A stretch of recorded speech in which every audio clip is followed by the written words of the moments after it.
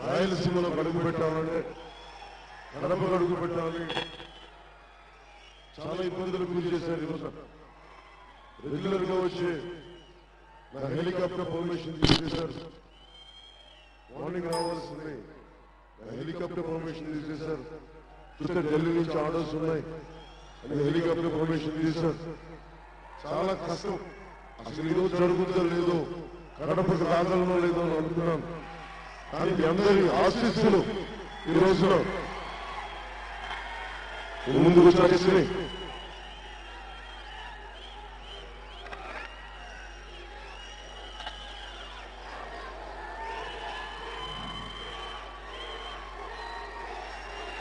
జనసేనకి బలం మీరు కోరుకున్న మట్టు జనసేన ద్వారా ఖచ్చితంగా తీసుకురాగలం.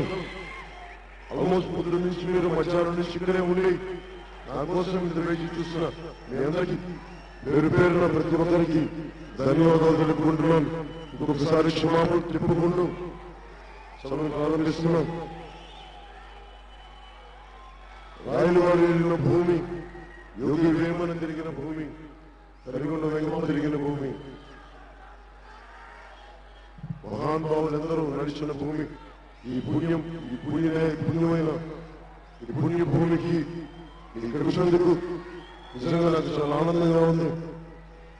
ఎంతో మంది ముఖ్యమంత్రులు కడప నుంచి వచ్చారు, రాయలసీమ నుంచి వచ్చారు. ఈ రోజుకి రాయలసీమ జనసేన పార్టీ తరఫున ఏం చేయాలి, జగన్మోహన్ రెడ్డి గారు కానీ చంద్రబాబు గారు కానీ రాయలసీమ ప్రాంతానికి చెందాలి. నేను రాయలసీమలో పుట్టలేదు కానీ రాయలసీమలో విడుదల గ్రామాన్ని పెరగలవాణి. జనసేన మేనిఫెస్టోలో మన సౌభాగ్య రాయలసీమ అనే పథకం తీసుకున్నాం. దీనికి వచ్చే 10 సంవత్సరాలు దాదాపు 50,000 కోట్లు పెట్టుబడి పెట్టాలి. దీంట్లో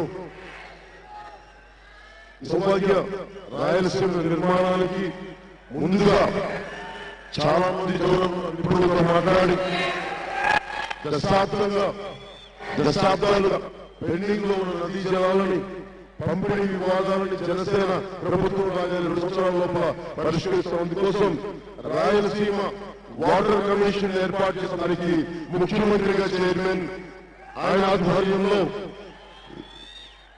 అంటే జనసేన పార్టీ ముఖ్యమంత్రి నా ఆధ్వర్యంలో రాయలసీమ వాటర్ కమిషన్ ఏర్పాటు చేసి ఏ జల వివాదాలు ఉన్నాయో వాటిని పరిష్కరించే దిశగా చర్యలు తీసుకుంటాం. అలాగే కృష్ణా నదీ జలాల నుంచి వనరులు పంపిణీ కోసం ఏర్పాటు చేసిన బ్రిజేష్ కుమార్ ట్రిబ్యునల్ విచారణలో ఉన్న తీర్పుని వెంటనే అమలు చేస్తాం.